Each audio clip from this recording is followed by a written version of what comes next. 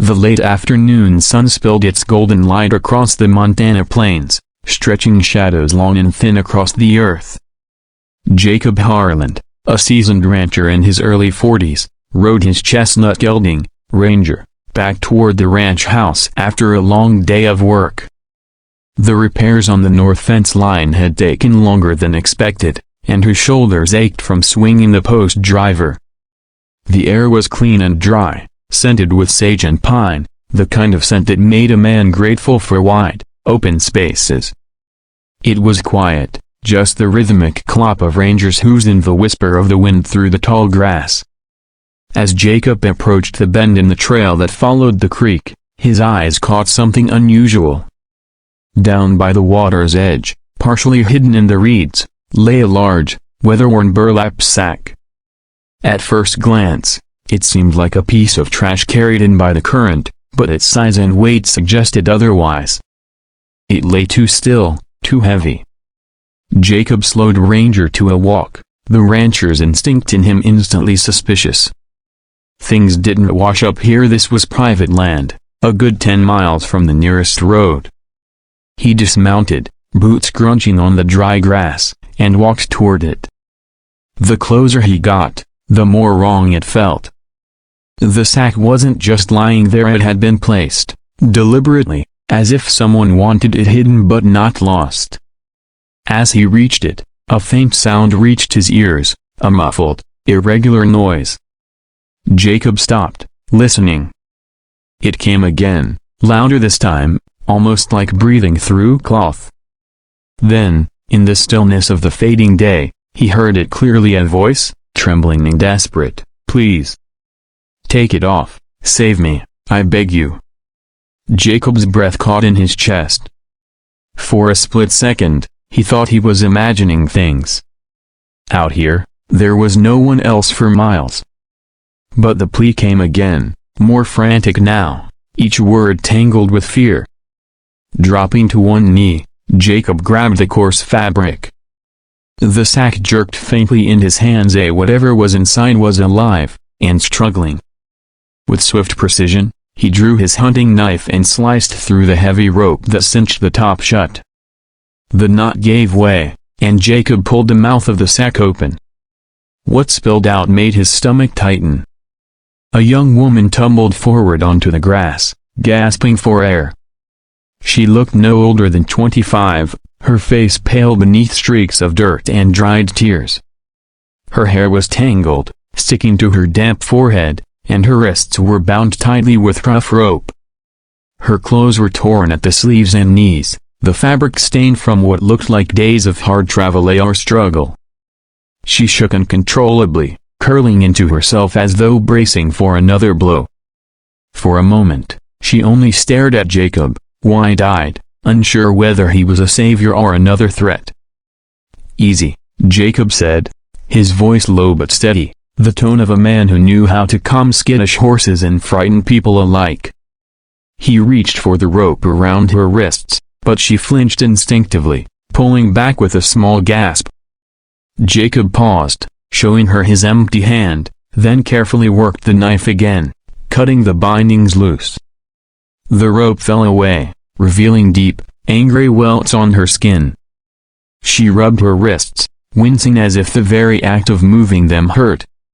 "I thought a broken bar. I thought they'd leave me here to die," she whispered hoarsely. Her voice cracked on the last word, and Jacob's jaw tightened. Somewhere beyond the creek, far in the distance, he thought he caught the faint sound of an engine. It was fading fast, but the noise prickled at the back of his mind. Whoever had brought her here might not be far, and they might not be finished. This wasn't some random act. Someone had chosen this spot, his land, to abandon her. That made it personal. "Who did this to you?" Jacob asked. She looked away, scanning the horizon as though expecting someone to appear.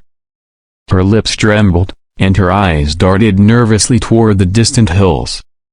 "A broken bar. I can't. A broken bar. Not here," she murmured. "They'll find me. They always find me." The way she said it wasn't just fear, it was certainty. Jacob had seen fear before, but this was something deeper, rooted in experience. This woman wasn't just scared, she was being hunted. Jacob reached into his saddlebag and pulled out a canteen. "Here," he said, offering it to her. She grabbed it with both hands and drank in quick gulps, the water spilling down her chin. Her fingers were scraped raw, nails broken, as if she'd been clawing at something for her life. Jacob studied her quietly, his mind trying to piece together the picture. Whoever she was, whatever she'd run from, it hadn't been small. This was the kind of trouble that followed you, even across miles of open land. "All right," he said finally, his tone leaving no room for argument. "You're coming with me." He offered his hand again. This time, she took it, though her grip was weak. Jacob helped her to her feet, steadying her when her knees threatened to buckle. He draped his jacket over her shoulders, feeling how cold she was despite the warm day, and guided her toward Ranger. The horse snorted softly, his ears flicking forward as if sensing the tension in the air. Jacob lifted her into the saddle with ease before swinging up behind her. The ride toward the ranch was slow and deliberate, Jacob's eyes scanning the ridges and tree lines. The sun was dropping fast, pulling the temperature down with it, and long shadows stretched across the land like reaching fingers. Every creak of leather and shift of the wind put Jacob on edge. Trouble could come from anywhere out here, and if someone had gone to the trouble of tying a woman up in a sack and leaving her for dead, they were capable of worse. For several minutes, neither of them spoke. She kept her head low, clutching his jacket tight, as if hiding her face from an unseen watcher. Finally, in a voice so quiet he almost missed it, she said, "You don't understand a broken bar. If they know you have me, they'll come after you too." Jacob's hands tightened on the reins. "Let them try," he replied, the words flat and steady. He didn't know who they were yet, but he knew one thing: he wasn't about to hand her back to them. Out here, a man's land and his word were worth more than his life, and Jacob intended to keep both. They rode on in silence, the ranch house still miles away, but Jacob already knew this moment had changed everything. He didn't just find a stranger in trouble, he stumbled into something that would bring danger straight to his door. And for reasons he couldn't yet explain, he wasn't going to turn away from it.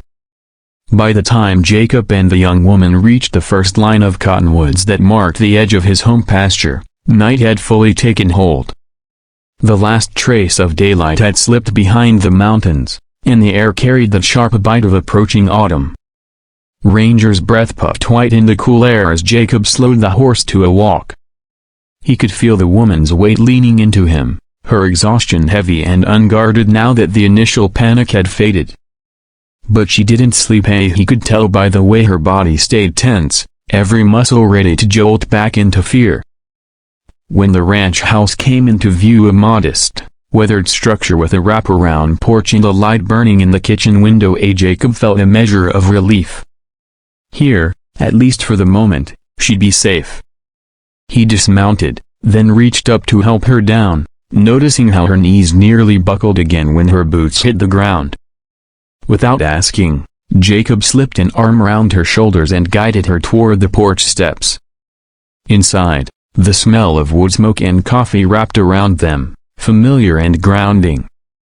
Jacob sat her down at the kitchen table and poured a cup of water from the pitcher.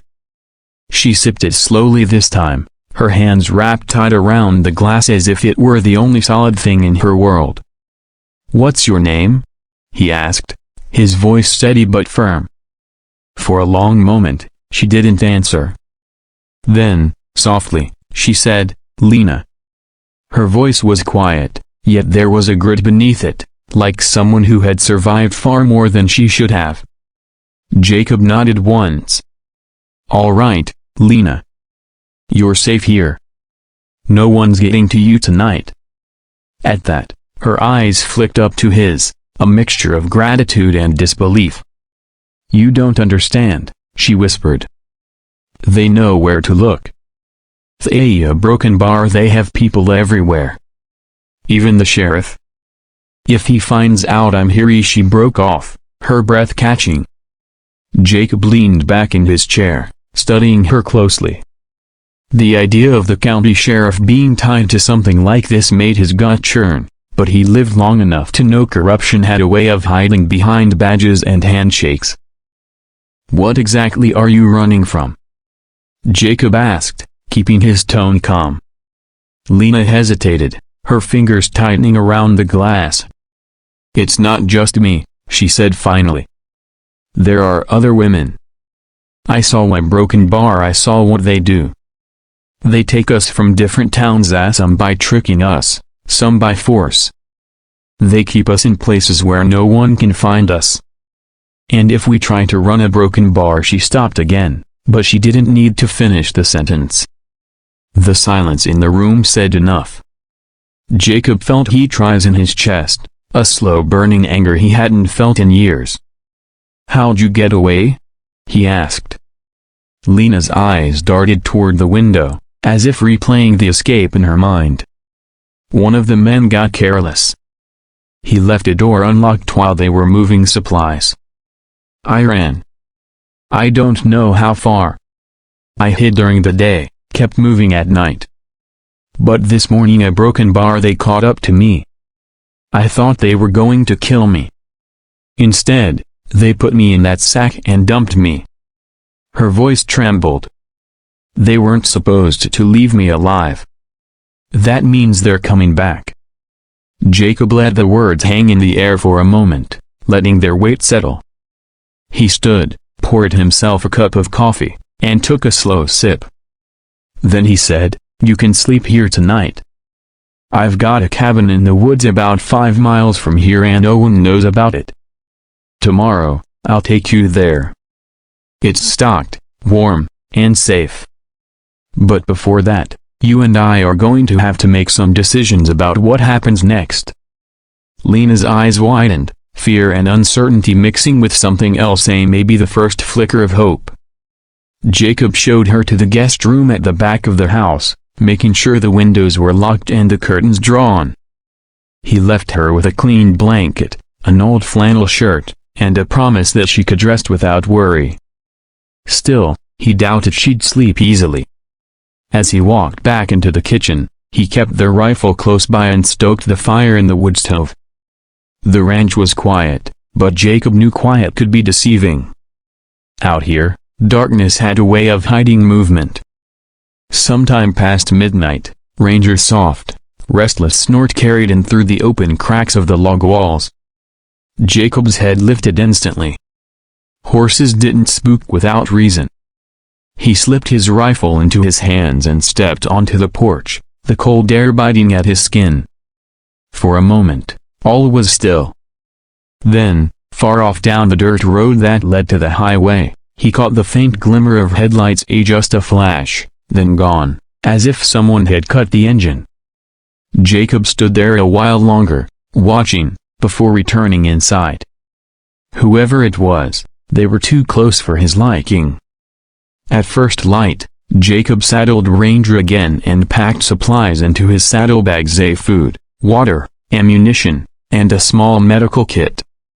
Lena emerged from the guest room, the oversized flannel hanging loosely on her frame. Her face was drawn, but her eyes were sharper now, like she'd made up her mind to keep moving. Without a word, she followed him outside. They set off toward the cabin, cutting through back trails and avoiding the main road entirely. The woods swallowed them up, the sound of hooves muffled by fallen leaves. The cabin stood in a clearing surrounded by thick pine and aspen, invisible from any distance unless you knew exactly where to look.